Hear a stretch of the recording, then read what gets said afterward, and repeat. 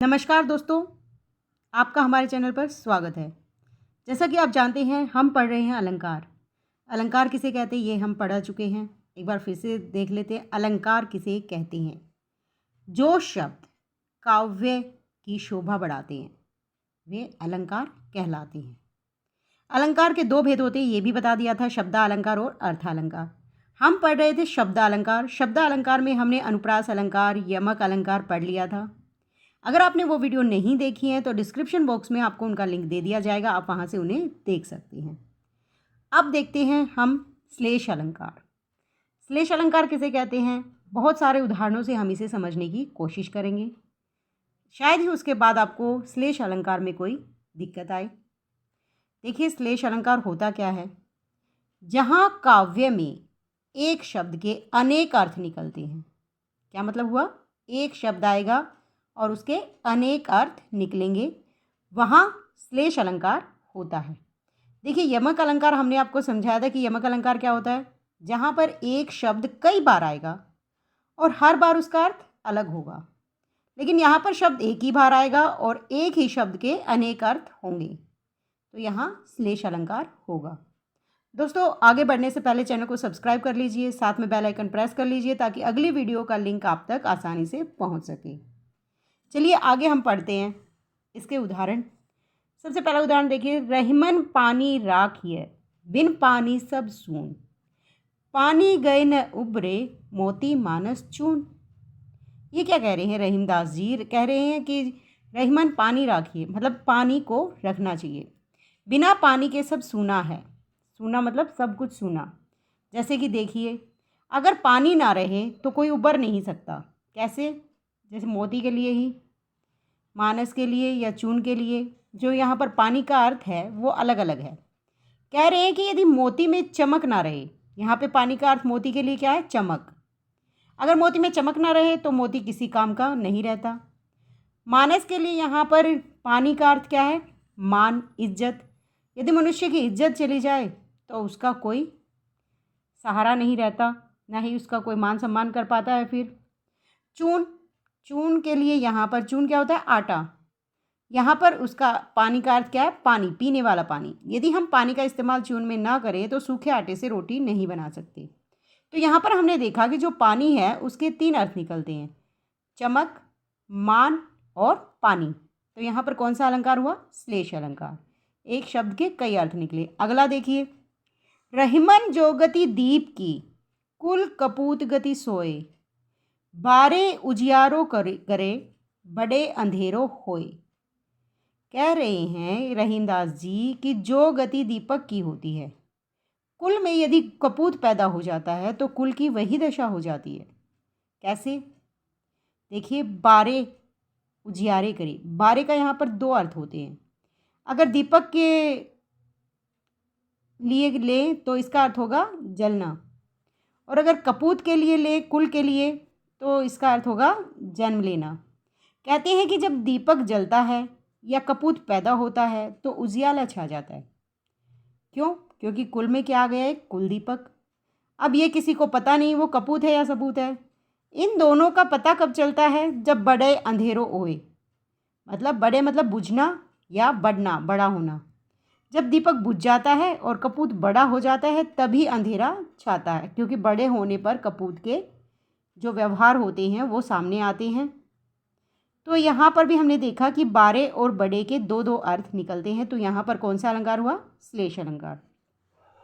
आगे देखिए, सुबरन को खोजत फिरे कवि व्याभिचारी चोर। कवि व्याभिचारी चोर किसे खोज रहे हैं, सुबरन को। यहाँ पर इन तीनों के लिए सुबरन का अर्थ अलग अलग है। कवि कविता करने के लिए किसको खोज रहा है, शब्दों को।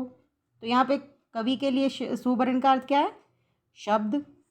व्याभिचारी भोग विलास में लिप्त रहना चाहता है तो वो किसे की खोज कर रहा है, स्त्री की।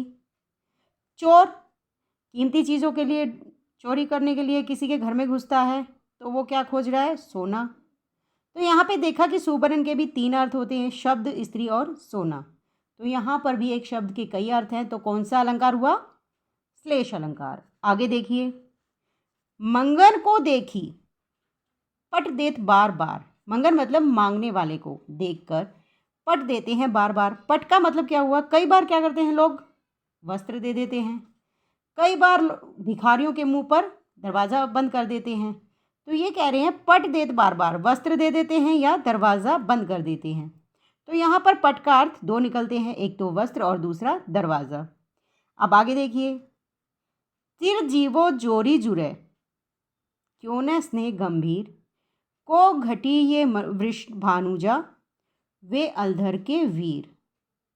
ये कह रहे हैं कि जो राधा कृष्ण की जोड़ी है उनमें जो गंभीर स्नेह है क्यों ना हो, क्योंकि इनकी जोड़ी तो चिरजीवी है, बहुत गहरा स्नेह है इनमें। यहाँ पे जो वृष भानुजा है इसके दो अर्थ हैं, एक तो वृष भानुजा की पुत्री राधा, एक वृष भानुजा गाय। और यहाँ अलदर के वीर, एक तो बलदाऊ जो श्री कृष्ण के वीर हैं, बलदाऊ श्री कृष्ण के भाई हैं। तो यहाँ पे कह रहे हैं हलदर वीर मतलब बलदाऊ के वीर श्री कृष्ण, और बैल हलदर वीर मतलब बैल जो गाय के भी भाई हैं।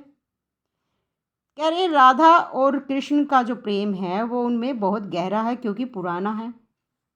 तो यहाँ पे भी हमने देखा वृष भानुजा के दो अर्थ निकलते हैं, राधा गाय, हलदर वीर, बलदाऊ और बैल। तो ये हमारा कौन सा अलंकार हो गया, श्लेष अलंकार। देखिए दोस्तों, श्लेष अलंकार के भी दो भेद होते हैं, अभंग श्लेष और सभंग श्लेष। अभंग श्लेष, जैसे देखिए अभंग नाम से ही पता चल रहा है कि जो भंग ना हो, मतलब जिसके टुकड़े ना हो। सभंग श्लेष मतलब जिसके टुकड़े करके अर्थ निकाले जाएं। देखिए इनको समझते हैं।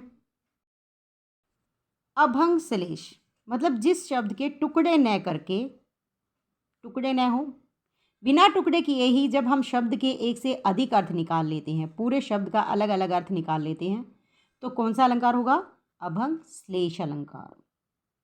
देखिए, नर की अरुणल नीर की गति एक करी जोए, जे तो नीचो हवे चले ते तो ऊंचो होए। यहाँ पे नर, नर मतलब आदमी, और नल नीर मतलब नल जिसमें से पानी निकलता है उसकी बात हो रही है। कह रहे हैं कि जो आदमी होता है वह जितना नीचो, नीचो मतलब झुककर विनम्र होकर चलता है, ते तो ऊंचो होए उतना ही बड़प्पन में वह ऊंचा होता है। नर के बारे में क्या है कि जितना विनम्र होकर झुक कर वह चलता है उतना ही ऊंचा बड़प्पन, मतलब ऊंचा मतलब बड़प्पन होता है। और नल के बारे में कहा गया है कि नीचों का अर्थ क्या होगा, गहरा, कि नल को जितना गहरा खोद कर लगाया जाएगा उसका पानी उतना ऊंचो, ऊंचो मतलब ऊंचाई तक नल का पानी जाएगा। यहाँ पे नीचों के और ऊंचों के दो अर्थ निकलते हैं। नर के मामले में तो यहाँ पर इसका अर्थ क्या हुआ, झुकना, विनम्र होना। और नल मतलब पानी का नल, उसके मामले में क्या होगा, नीचों का गहरा, जितनी गहराई पर लगाया जाए। ऊंचों का मतलब पुरुष के लिए बड़प्पन होगा और नल के लिए ऊंचाई। तो यहाँ पर भी इन शब्दों के एक से अधिक अर्थ निकले। तो कौन सा अलंकार हुआ, श्लेष अलंकार, और कौन सा, अभंग श्लेष अलंकार। अब देखिए सभंग अलंकार, श्लेष अलंकार, टुकड़े करके अर्थ निकालते हैं। इसमें क्या करते हैं, सभंग में शब्द के टुकड़े करके हम अर्थ निकालने की कोशिश करते हैं एक से अधिक, तो सभंग श्लेष अलंकार होता है। जैसे देखिए, अज राम रता अयोध्या नगरी किसे प्रिय नहीं लगती। यहाँ पे अज राम रता के दो अर्थ निकलते हैं। देखिए, अज और राम से युक्त, अयोध्या नगरी किसे प्यारी नहीं लगती, एक तो ये अर्थ हो गया। दूसरा अजर अमरता, दो अर्थ निकलते हैं, अजरता और अमरता, इनको तोड़ते हैं तो अजरता और अमरता।